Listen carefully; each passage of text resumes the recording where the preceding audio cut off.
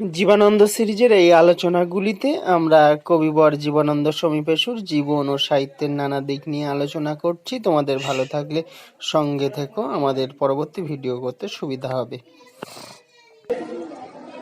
আমরা মোটামুটি জীবনানন্দের দৃষ্টিকোণের একটু ভিন্ন বিষয় নিয়ে আলোচনা করব। সেটা এই কবিতার মধ্যেও সেটা ব্যাপকভাবে এসেছে, অর্ধেক হয়েছে, বাকি অর্ধেকটুকুর মধ্যেই তার একটা বিরাট বহির্প্রকাশ আমরা দেখব।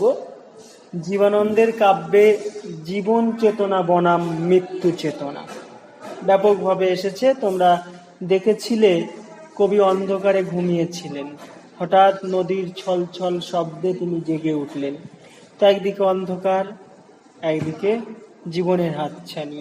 আবার তিনি বলছেন, সে আস্বাদ নষ্ট করবার মতো শেল তীব্রতা তোমার নেই, তুমি প্রবাহমান যন্ত্রণা নও। কোন প্রবাহ? না, হৃদয়ে মৃত্যুর যে শান্তি ও স্থিরতা রয়েছে। একদিকে সবসময় বাঁচতে চেয়েছেন। জীবনানন্দ সমীপেশু এমন একজন কবি যিনি সবসময় বাঁচতে চেয়েছেন, কিন্তু বাঁচার মতো রসদ তিনি পাননি বা পাচ্ছেন না বলেই তিনি বারবার অন্ধকারের মধ্যে নিজেকে নিমজ্জিত করে দিয়েছেন।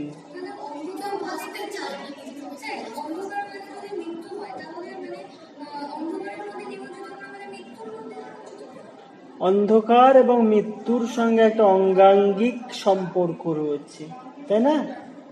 মৃত্যু তো অন্ধকারই শেষের গলিতে বসবাস করে, তাই না? একটু একটু তোমার জীবন অন্ধকার হতে হতে হতে হতে হতে হতে হঠাৎ করে পটল তুললে, হ্যাঁ।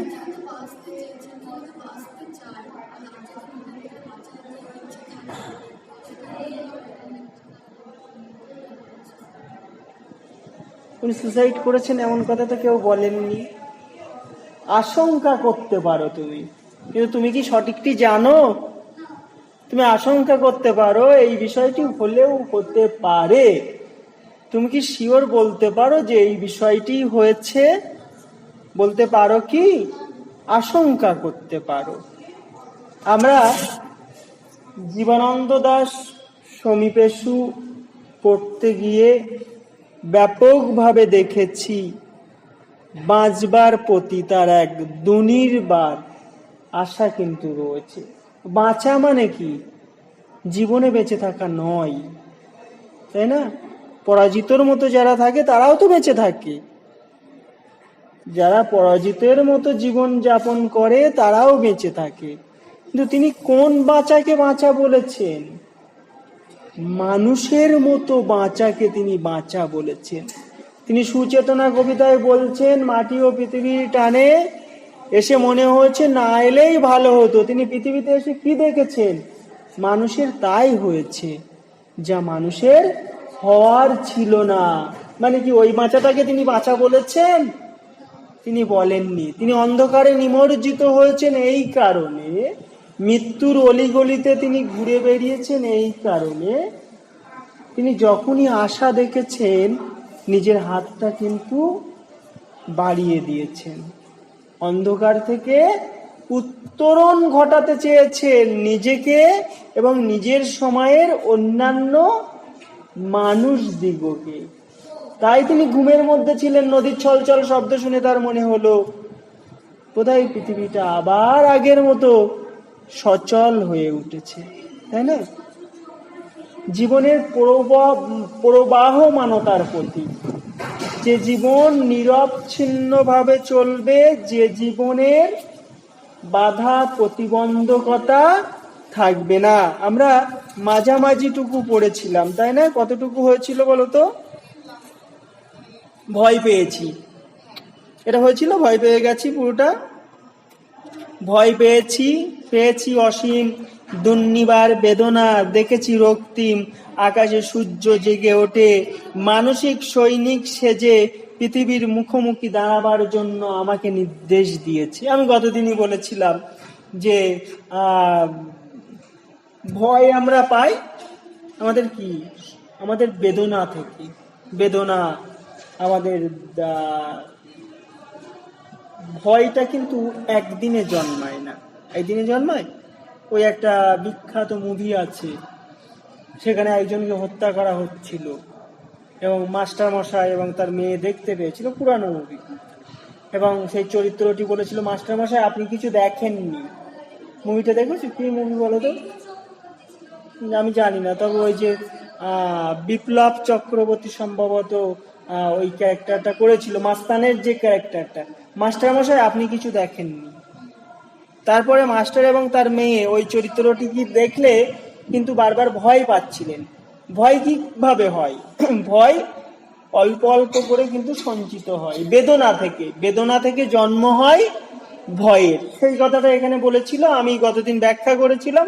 ফলে আজকে আমি বিষয়টি নিষ্প্রয়োজনীয় বলে মনে করছি। আমরা আমাদের পরের স্থাপকে চলে যাচ্ছি।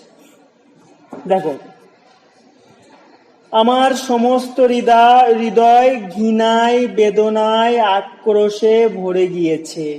সূর্যের রৌদ্রে আক্রান্ত এই পৃথিবী যেন কোটি কোটি শুয়োরের আর্তনাদে উৎসব শুরু করেছে। দেখো কি অসাধারণ, অসাধারণ একটা কাব্যচরণ। দেখো, শত শত শুয়োরের সামনে দাঁড়িয়ে রয়েছে মানব জীবন। এই কথাটি যদি আমরা বলি তাহলে কিন্তু জীবনানন্দ সমকালীন সময়েও বিষয়টি যেমন অত্যন্ত সাযুজ্যপূর্ণ ছিল, এখনকার সময়েও কিন্তু বিষয়টি সামঞ্জস্যপূর্ণ, তাই নয়? আমরা সাধারণ গণমানবের জীবনের কোনো নিশ্চয়তা বা নিরাপত্তা কি রয়েছে? কোনো কালেই ছিল? কোনো কালেই ছিল? বরাবরই পার্থিব ভূমি সৃষ্টির পর থেকেই দুষ্টু মানুষদের হাতে কিন্তু ক্ষমতার রশিটা আজীবন ভর রয়ে গেছে। সৎ সুস্থ মানসিকতার মানুষ কখনো কিন্তু ক্ষমতার অলিন্দে ভুল ক্রমে গিয়ে পড়লেও তারা কিন্তু নিজেদের ক্ষমতা টিকিয়ে রাখতে পারে না। পেরেছে কি? কখনো পেরেছে? তাহলে রাষ্ট্রনেতাদের বড় বড় ছবি নিয়ে আমরা কিন্তু আরাধনা করতাম, পূজা করতাম।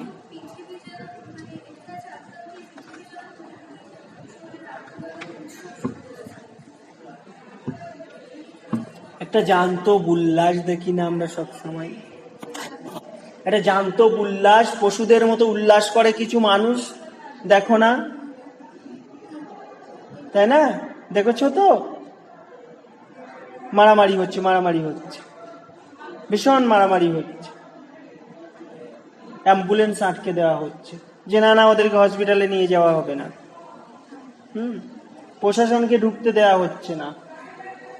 ওদিক থেকে ফোন করে দিচ্ছে 5 ঘন্টা থানায় চুপচাপ বসে থাকো, যাওয়ার কোনো প্রয়োজন নেই। এগুলো কি শত শত শুয়োরের চিৎকার না এগুলো?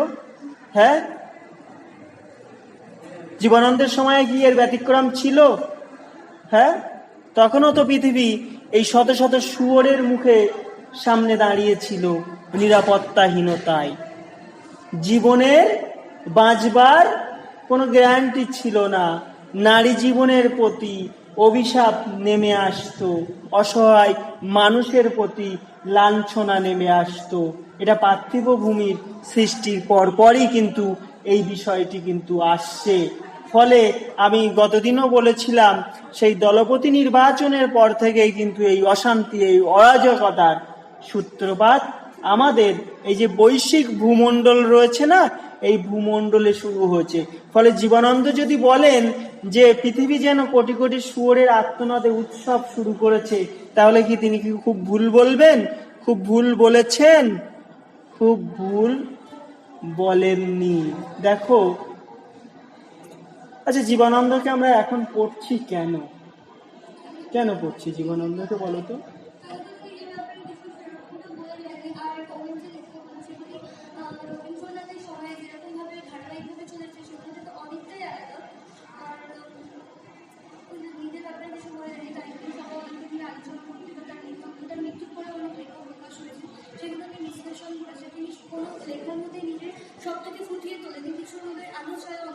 একটা ব্যাপার, বেশ তিনি সেগুলো তিনি বিশ্লেষণ করতে করতে তবেই তাকে নিয়ে এত আলোচনা। এগুলো তো একটা বিষয়। ওষুধ তোমরা কতদিন খাও একটা ওষুধ? অসুস্থ থাকে তো, ধরো অসুস্থ হয়ে সেরে গেছে, প্রথম যখন তোমার জ্বর আসলো তখন তুমি একটা ওই প্যারাসিটামলের যে স্টিক থাকে না, 10টার স্টিকে তুমি 5টা খেয়েছো, তোমার 2 বছর পরে আবার জ্বর এসছে, ওই যে প্যারাসিটামলের যে স্টিক থেকে তুমি ঔষধ খেতে পারবে? কেন পারবে না?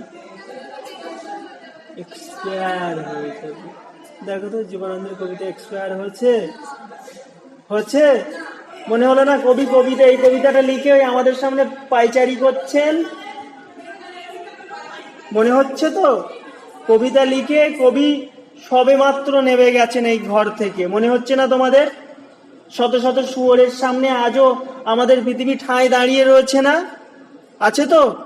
তাহলে জীবনানন্দ যদি বলেন, তিনি তার কালে যেমন এই কথা সত্য, আমাদের কালে তেমনি সত্য, আগামী দিনেও কিন্তু বিষয়টি সত্য থাকবে। যারা এইভাবে সর্বকালিক না হতে পেরেছে তাদের লেখা কিন্তু আমরা পড়ি না। আমরা সত্যেন্দ্রনাথের লেখা পড়ি, যতীন্দ্রমোহন বাগচির লেখা পড়ি, কুমুদ রঞ্জন মল্লিকের লেখা পড়ি, কারণ তাদের রসদ তাদের কালেই কিন্তু এক্সপায়ার হয়ে গেছে। কিন্তু আমরা জীবনানন্দকে আমাদের কালে কেন নিয়ে আসছি? কারণ তিনি আজও জীবন্ত, পৃথিবীর সমস্যা আজও সেই অন্ধকারের আবর্তে রয়ে গেছে। যে অন্ধকারের কথা জীবনানন্দ বলেছিলেন, তিনি 1000 বছর ধরে পথ হাঁটছেন পৃথিবীর পরে, সেই হাঁটাটা কিন্তু শুধুমাত্র তার কালে সীমাবদ্ধ থাকেনি, আজকের কালেও সেই হাঁটাটা কিন্তু চিরন্তন ভাবে আমরা হাঁটছি। হাঁটছি না হাঁটছি, সেই কথাই তিনি বলেছেন। হৃদয়ের অবিরাল অন্ধকারের ভিতর সূর্যকে ডুবিয়ে ফেলে আবার ঘুমাতে চেয়েছি আমি। দেখো, আমি একটি কথা বলেছিলাম, কবি বলেছেন মেঘ দেখে করিস না ভয়, আড়ালে তার সূর্য হাসে। আমরা জানি অন্ধকারের গভীরতা যতই সুবিশাল হোক না কেন, ভোরের সূর্য তার সময়ে প্রাকৃতিক নিয়মে উঠবেই। কিন্তু সূর্যের যে উপস্থিতি, এই যে একটা দীর্ঘময়তা রয়েছে, একটা স্থিরতা রয়েছে, সূর্য একভাবে আমাদেরকে কি আলো প্রদান করছে? একটা সময় সূর্যেরও ঘুমিয়ে পড়বার সময় হয়, তখন আবার অন্ধকার কিন্তু আমাদের মানব জীবনকে ঘিরে ধরে। আর অকাল অন্ধকার মাঝে মাঝেই নেমে আসে যখন দেখি রাহু চাঁদকে গ্রাস করতে উদ্যত হয়। দেখো, রাহুরা সব সময় উঁচিয়ে রয়েছে না, তো কখন আশারূপ চাঁদকে গ্রাস করবে?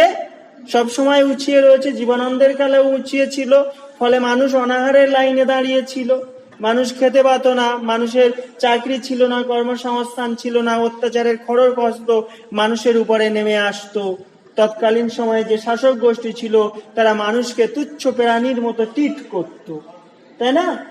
তাহলে জীবনানন্দ তো বলবেনই যে হৃদয়ের অবিরলে অন্ধকারের ভিতর সূর্যকে ডুবিয়ে ফেলে আমি আবার ঘুমাতে চেয়েছি। মানে সূর্যেরও শক্তি নেই, কবি হৃদয়ে যে অন্ধকার রয়েছে সেই অন্ধকারকে সরিয়ে দেবেন, এতটা দীপ্তি সূর্যের আলোতেও নেই। তাহলে এবার তোমরা কল্পনা করো সে অন্ধকারের গভীরতা কতটুকু, সে অন্ধকারের ব্যাপ্তি কতটুকু। সূর্যের আলোও পাচ্ছে না কবির হৃদয়ের মধ্যে ঢুকে কবির হৃদয়ের অন্ধকারকে সরিয়ে দিতে। মানে এতটাই সুবিশাল অন্ধকারের মধ্যে কবিবর নিমজ্জিত হয়ে আছেন। কালের গাড়ি এমন গর্তে পড়েছে যে রথের রশিও তাকে টেনে তুলতে পারছে না। পরের চরণটি আমরা পড়ি। অন্ধকারের স্থনের ভিতর, জনির ভিতর অনন্ত মৃত্যুর মতো মিশে থাকতে চেয়েছি। দেখো, এই যে মৃত্যু চেতনা এক ব্যাপকভাবে এসেছে। কবি আগেও বলেছেন, প্রথম স্থাপকের শুরুই হয়েছে তিনি ঘুমিয়েছিলেন। প্রথম স্থাপকের কবিতার শুরুই হচ্ছে তিনি ঘুমিয়েছিলেন। হঠাৎ ছলছল নদীর ছলছল শব্দ শুনে উঠে তিনি বোকা হয়ে গেছেন। পরে আবার তিনি সূর্যের দীপ্তি দেখে, সূর্যের মুখ্য আলো দেখে তিনি আবার বোকা হয়েছেন। তিনি আর বোকা হতে চান না, তিনি মৃত্যুর গহীনের মধ্যে ঘুমিয়ে থাকতে চান। পরাজিতের জীবনের থেকে মৃত্যু তার কাছে অধিকতর দামি হয়ে এই কবিতার মধ্যে শুধু নয়, জীবনানন্দ কাব্য সাহিত্যের মধ্যে কিন্তু এক প্রবল সত্যতম বিষয় হয়ে দাঁড়িয়েছে। এইটুকু আমাদের কিন্তু মনে রাখতে হবে। দেখো, কোনোদিন মানুষ ছিলাম না আমি, হে নর হে নারী, তোমাদের পৃথিবীকে চিনিনি কোনোদিন। দেখো, আমরা এই চরণটির ব্যাখ্যা করবার পূর্বে জীবনানন্দের ব্যক্তি জীবনে একটু উঁকি ঝুঁকি মারবার চেষ্টা করব। দেখো, কবিবর জীবনানন্দ দাস সমীপেশু তিনি সর্বদিক দিয়ে একজন ব্যতিক্রমী মানুষ ছিলেন। সর্বদিক দিয়ে নিজেকে আড়াল আবডালে লুকিয়ে রাখতেই ছিল তার এক পৃথিবী শান্তি। তিনি চাইতেন যে নিজেকে নিজের মতো, আমাকে আমার মতো থাকতে দাও, একটি গান আছে না? তো কবিবর জীবনানন্দ দাস তিনি চাইতেন আমাকে আমার মতো থাকতে দাও, কিন্তু সামাজিক মানুষ হলে সমাজের মানুষগুলো কিন্তু তোমাকে তোমার মতো থাকতে দেবে না, কারণ তোমার সঙ্গে আরো অনেক অনেক অনেকগুলো জীবন জড়িয়ে, তাই না? আমরা মনে করি, আমরা বলি আমার জীবন, ওই জীবনটা কিন্তু তোমার একার নয়। ওই জীবনের প্রতি তোমার মায়ের দাবি রয়েছে, ওই জীবনের প্রতি তোমার বাবার দাবি রয়েছে, তোমার ভাইয়ের দাবি রয়েছে, তোমার সন্তানদের দাবি রয়েছে, তোমার হাজবেন্ডের দাবি আছে, তাই না? তাই তো? সকলের দাবি রয়েছে। তুমি তোমার একার জীবন বলে কিন্তু দাবি করতে পারো না। ফলে যে মানুষটি আমাকে আমার মতো থাকতে দাও বলবে এবং তার মতো থাকতে চাইবে, সে সমাজের অন্য মানুষদের থেকে কিন্তু আলাদা হয়ে যাবে। ফলে জীবনানন্দের উপলব্ধি হয়েছে, তিনি বলছেন আমি কখনোই মানুষ ছিলাম না, অন্তত হে নরনারী তোমাদের মতো মানুষ ছিলাম না। তিনি একটা কবিতাতে বলেছেন, যারা শুধু সন্তান উৎপাদন করবার জন্য পৃথিবীতে এসেছে আমি তাদেরকে মানুষ বলে গণ্য করি না, বলেছেন না? তাহলে তিনি ওই মানুষদের মতো মানুষ নয় যারা পৃথিবীতে এসেছে, সন্তান উৎপাদন করেছে, সন্তানকে বড় করেছে, মানুষ করেছে, তাদেরকে বিবাহ দিয়েছে, একটা সময় তার এক্সপায়ারের সময় হয়ে গেছে, সে পটল তুলে পৃথিবী থেকে চলে গেছে। ওই মানুষের মতো তিনি মানুষ নন। ফলেই তিনি বলছেন আমি কখনো ওই মানুষের মতো মানুষ ছিলাম না। তাহলে তিনি কি অমানুষ ছিলেন? তিনি ছিলেন অলিক মানুষ। এই যে সাধারণ আমাদের মতো মানুষদের মতো তিনি মানুষ নন, তিনি অসাধারণ একজন মানুষ। তোমরা জানো সাহিত্যের মানুষরা পৃথক হয়, আলাদা হয়, চোখ মুখ কান সব থাকলেও তারা কিন্তু অন্যভাবে বিষয়টা ভাবে, অন্যভাবে দেখে।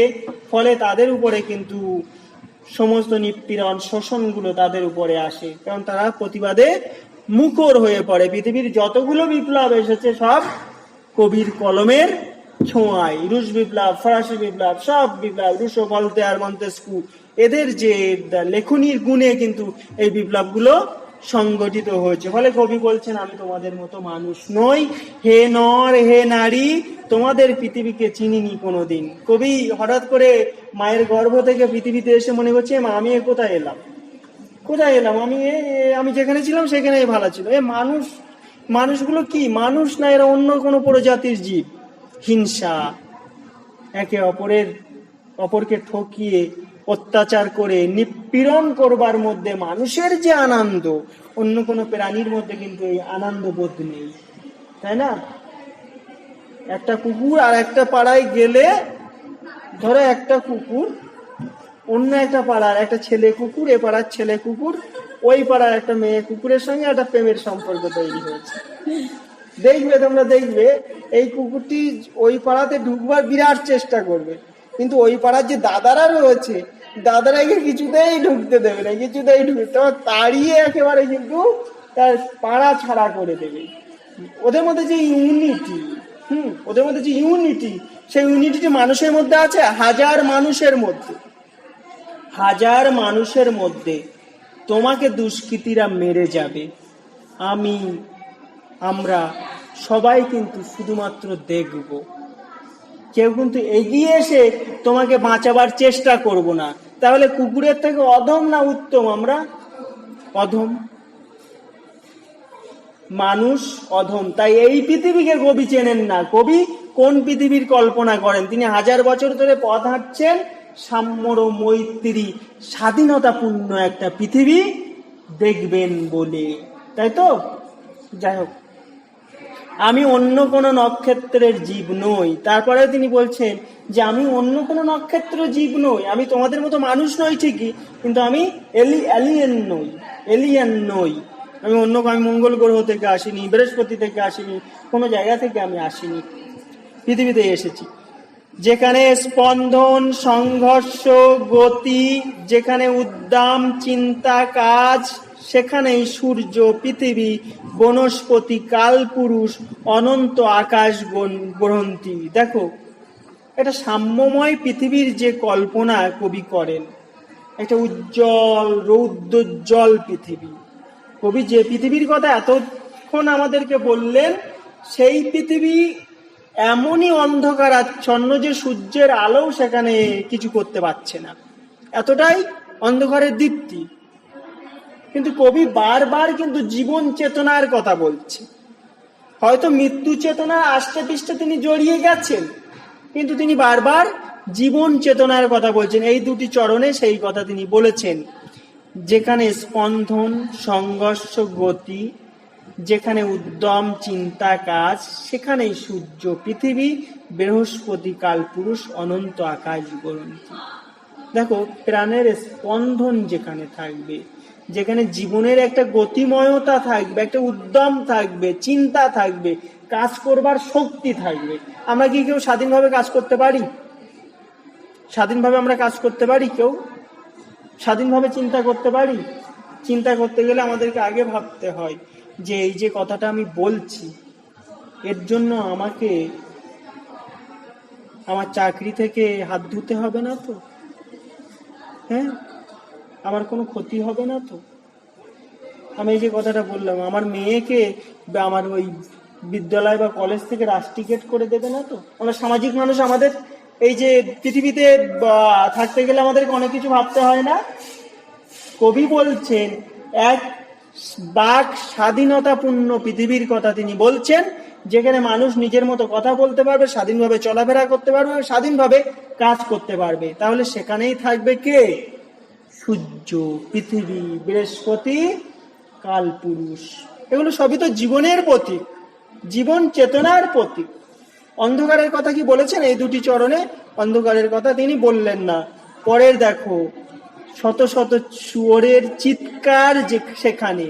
দেখো, আমি একটি কথা বারবার বলি, আমরা যদি কবিতাগুলো বৈজ্ঞানিক দৃষ্টিতে ব্যাখ্যা করি না, তাহলে কিন্তু এটা অন্যরকম দৃষ্টিতে আমরা কাব্যের যে ব্যাখ্যা, সেই ব্যাখ্যাটা দিতে পারি।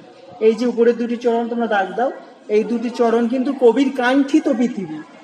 এই দুটি চরণ হচ্ছে কবির কাঙ্ক্ষিত পৃথিবী, যেটা কবি কামনা করেন যে এরকম পৃথিবী হলে বোধহয় ভালো হতো।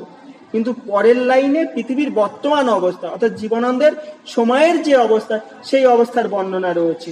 তারপরেই তিনি বলছেন পৃথিবী, আসল পৃথিবী যেটা, তার কথা বলতে গিয়ে তিনি বলছেন শত শত শূকরের চিৎকার সেখানে, শত শত শুকুরির প্রসব বেদনার আড়ম্বর, এইসব ভয়াবহ আরতি।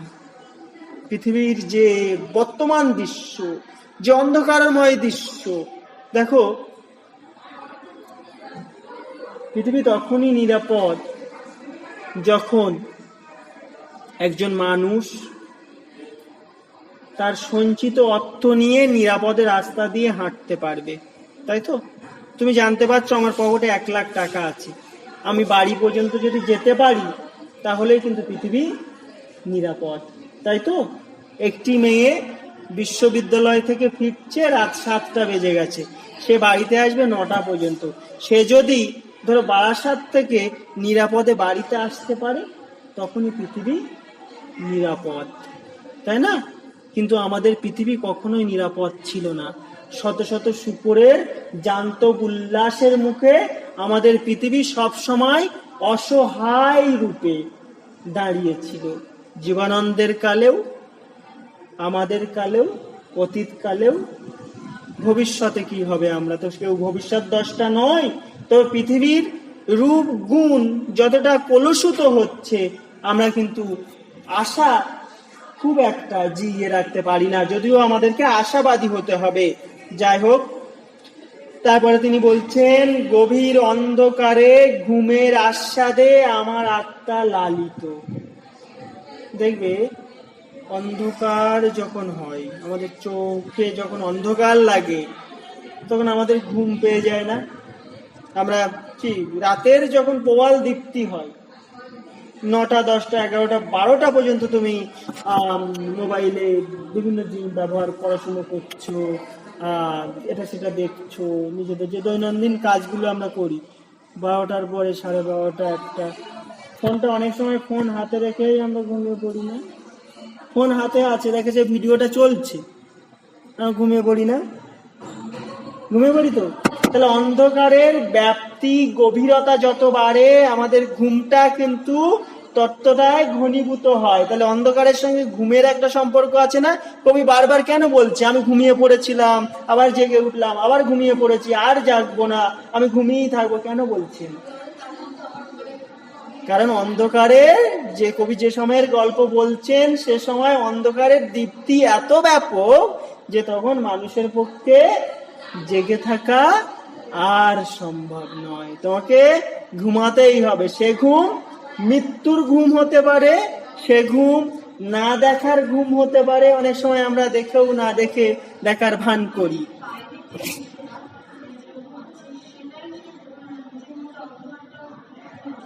একদম বাইরের, আর বাইরেটা নিয়েই তো ভিতরটা, নাকি?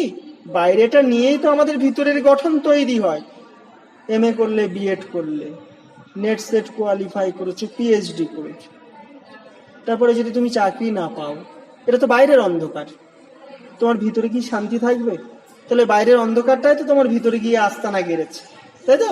তাহলে বাইরের অন্ধকারটাই তো মানবের ভিতরে আসে, হৃদয়ের ভিতরে জমা হয়, যার কারণে সেই অন্ধকার ঘনীভূত হয়েছে প্রবল দীপ্তিময় অন্ধকার। অন্ধকারেরও তো দীপ্তি আছে, দীপ্তি মানে যে আলোক উজ্জ্বল হবে এমন নয়, অন্ধকারের যে বিরাট ঘনত্ব ওটাও দীপ্তিময়, আমরা কল্পনা করতেই পারি। তো সেই অন্ধকারের প্রবল দীপ্তিতে কবি বারবার ঘুমিয়ে পড়ছেন। কোনো সুস্থ মানুষ ওই সময় কিন্তু জেগে থাকতে পারে না। তোমার সামনে 10 জন মিলে তোমাকে মারছে, ভীষণ মারা মারছে, আমি পাশ দিয়ে যাব, আমার দুটো অপশন আছে। এক, তোমাকে বাঁচাতে গিয়ে আমাকেও গণধোলাইয়ের শিকার হতে হবে। 2, আমাকে না দেখে চলে যেতে হবে। 1000 জনের মধ্যে 9999 জন কি করবে? না দেখে চলে যাবে। তো ওটাও তো একটা ঘুম, ও মানুষটি কি জেগে আছে? ওটাও তো একটা ঘুম। ফলে অন্ধকারে হয় তোমার মৃত্যুর হিমশীতলতার মধ্যে প্রবেশ করতে হবে। ওই লাশ কাটা ঘরে বললেন একটু শান্তিতে রয়েছে মানুষটি, বেঁচে ছিল তখন সে শান্তিতে ছিল না, যখন লাশ কাটা ঘরে গেল সে কিন্তু শান্তিতে ঘুমিয়ে আছে। ফলে এই যে শান্তির ঘুম, এই শান্তির ঘুম একটা ওই রকম ভাবে হয়, আর একটা না দেখার মধ্যে, দুটোই কিন্তু ঘুম। সেই কথাটাই কবি বলেছেন। আমাকে কেন জাগাতে চাও? ওই যে সূর্য বলছে না তুমি কি করছো, 2 হাত দিয়ে সরিয়ে দিতে পারছো না অন্ধকার। কবিতায় বলছে পৃথিবীতে এত লোক থাকতে আমাকে কেন বারবার জাগাতে চাইছো? নদী কেন আমাকে ডাকছে, তাই না? সূর্য কেন আমাকে ডাকছে? আর মানুষজন নেই, তাদেরকে বাপু ডাকো, আমি একটু ঘুমাই, ঘাসের উপরে আমি ঘুমিয়ে আছি। কিন্তু সূর্য কাকে ডাকে? আশাবাদ কাকে ডাকে? যাকে তাকে কি ডাকে? বিপ্লব কিন্তু নায়ক নির্বাচন করে নেয়, তাই না? সময় তার নায়ক, সে কিন্তু নিজে নির্বাচন করে নেয়, সময়কে কেউ বলে দেয় না এই যে আমাকে নায়ক নির্বাচন করো, তাই না? আমাকে নায়ক নির্বাচন করো, সময়কে কেউ বলে দেয়? কেউ বলে দেয় না। কিন্তু যখনই বিপ্লবের সময় হয়, সময় কিন্তু নায়ককে নির্বাচন করে নেয়, তাই তো? নেতাজি সুভাষচন্দ্র বোসের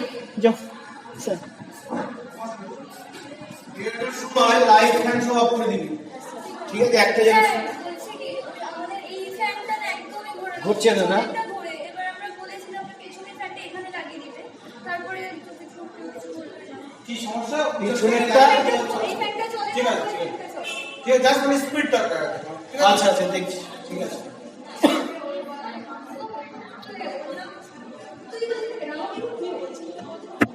আচ্ছা, যাই হোক, আবার পরে বলো। তো দেখো, কবি একটা কথাই বলছেন যে পৃথিবীতে এত মানুষ রয়েছে, বাবা আমি একটু ঘুমিয়ে শান্তি পাই না কেন? সূর্য আমাকে ডাকছে, নদীর ছলছলতা আমাকে ডাকছে, কেন? আর মানুষজন নেই?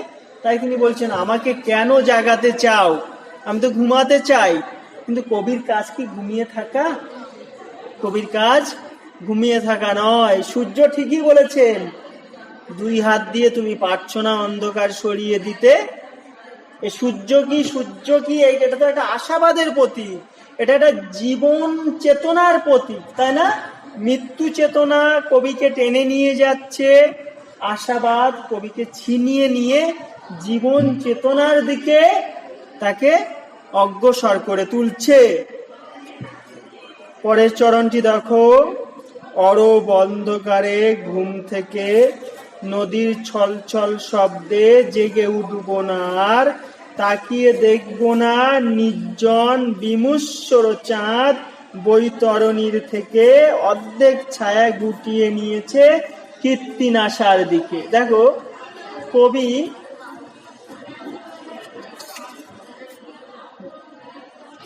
কবি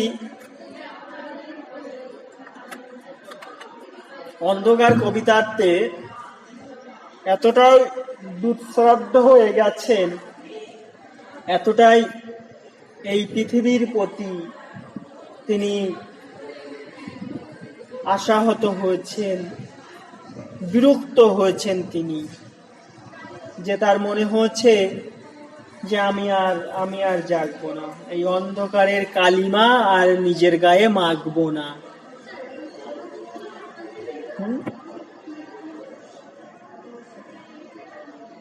অরব অন্ধকার, অরব অন্ধকার বলতে এটা এখানে আয়ামে জাহিলিয়াত যুগের নাম শুনেছ?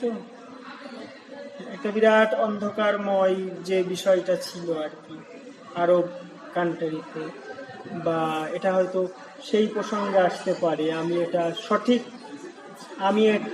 সঠিক জানি না, আমাকে জেনে বলতে হবে। যাই হোক, আমি জেনে বলবো। তো কবি এতটাই বিস্রাদ্য হয়েছেন, এতটাই বিরক্ত হয়েছেন মাটি ও পৃথিবীর দিকে, যে তিনি চাইছেন, প্রবলভাবে চাইছেন যে তোমরা যেমন পারো থাকো, আমি বাবা আমার মতো থাকি, আমি আর জাগবো না। কিন্তু জীবনানন্দ কি পারবেন আমাদেরকে এইভাবে অন্ধকারে ফেলে রেখে যেতে? পারবেন না। ধানসিঁড়ি নদীর কিনারে আমি শুয়ে থাকবো। দেখো, এটা প্রশান্তিময় আবহাওয়া তিনি আমাদের মধ্যে একটা ফুরফুরে, না বাস্তবিক উপস্থিতি নেই, কবি কল্পনা। দেখো, কবি অন্ধকারে শুয়েছিলেন, তাই না? অন্ধকারে শুয়েছিলেন, সে অন্ধকারের প্রবল দীপ্তি, কবি আর মোটেই জাগতে চাইছেন না। কিন্তু কবি এমন জায়গায় শুয়ে থাকতে চাইছেন যে নদীর উপর দিয়ে একটা ফুরফুরে বাতাস কবিকে প্রশান্তি দেবে, তাই না? ফুরফুরে বাতাস প্রশান্তি দেবে। তোমার অনেক কেটে গেছে, তাই তো? অনেক কেটে গেছে। আচ্ছা, বাড়িতে আমরা যে প্রাথমিক চিকিৎসা করি, ফার্স্ট এড দিই বাড়িতে, আমরা তো সকলেই জানি ব্যথা নিরাময় হবে না এই মলমে। আমি যে মলমটা দিচ্ছি সে মলমে ব্যথা নিরাময় হবে না, আমাকে ডাইরেক্ট একে হসপিটালাইজ করতে হবে। তারপরেও তো বাড়িতে একটা প্রাথমিক চিকিৎসা তাকে আমরা দিই। কেন দিই? ব্যথার যাতে কিছুটা হলে উপশম হয়। দেখো, কবির ভিতরে বিরাট অন্ধকার, বিরাট যন্ত্রণা, ফলে কবি কোলাহল থেকে নিজেকে সরিয়ে নিচ্ছে। তিনি এক আলোর দিকে কিন্তু এগিয়ে আসে। প্রবলভাবে হয়তো তিনি আলোর দিকে যাননি, কিন্তু তিনি ধানসিঁড়ি নদীর পাশে শুয়ে থাকতে চেয়েছেন, যে নদী তাকে একটা ফুরফুরে বাতাস দেবে। তার মনের অন্ধ অলিগলিতে হয়তো সূর্যের আলো এসে হানা দেয়নি, সূর্যের আলো হানা দিইনি, কারণ কবি বলছেন আমার হৃদয়ে এত অন্ধকার যে সূর্যের আলো পর্যন্ত সেখানে ডুবে হাবুডুবু খাবে, এমন একটা ব্যাপার। তার অন্ধকারের মধ্যে তিনি রয়েছেন, কিন্তু ধানসিঁড়ি নদীর কাছে তিনি গেছেন, গিয়ে একটুখানি দুদণ্ড শান্তি ভিক্ষা করেছেন। এটা ফুরফুরে আকাশের বাতাসের মধ্য দিয়ে নিজের অন্ধকারটা, নিজের যন্ত্রণা, নিজের বেদনা কিছুটা উপশম তিনি চেয়েছেন, যার কারণে তিনি আর ওই কোলাহল মুখর পৃথিবীতে জেগে উঠতে আর চান না। কারণ তিনি বুঝে গেছেন শত শত শুয়োরকে ঢিল ছুঁড়লেও তারা এতটাই শক্তপোক্ত হয়ে রয়েছে, তাদেরকে উপড়ানো কিন্তু সহজ নয়, এতটা সহজ সাধ্য নয়। কবি এখানে কিছুটা হলেও পরাভব স্বীকার করেছেন যে এখানে বিপ্লবের প্রয়োজন, এখানে একক মানুষের পক্ষে কিন্তু কোনো কিছুই সহজ সাধ্য নয়। কিন্তু আমরা জানি বিন্দু থেকেই সিন্ধু হয়, বিন্দু বিন্দু জলে সিন্ধু পরিপূর্ণ হয়। তো কবি এই যে বলেছেন আমি কোনোদিন জাগবো না জাগবো না, কিন্তু কবি কিন্তু ঘুমিয়ে থাকতে পারবে না। বনলতা সেন কাব্যের অন্যান্য কবিতায় সুচেতনাতে তিনি বলছেন, সুচেতনা তুমি এই এই জায়গাতে আলো ফেলো, তাহলে পৃথিবী আবার ক্রমমুক্ত হবে। অন্ধকারে বলছেন আমি আর কোনোদিন জাগবো না, সেই কবি আবার সুচেতনার কাছে প্রার্থনা করছেন যেখানে এখানে আলোচ্য জাগো। কবি কি পেরেছেন? ঘুমিয়ে থাকতে পেরেছেন কবি? তিনি কিন্তু জেগে উঠেছেন। এবং তিনি কোথায় শুয়েছিলেন? ধানসিঁড়ি নদীর তীরে। এটাও কিন্তু আশাবাদের দিকে, জীবন চেতনার দিকে কবির একটা যাত্রা, একথা আমরা বলতেই পারি। ঠিক আছে, পরের কবিতা কি আছে বলো।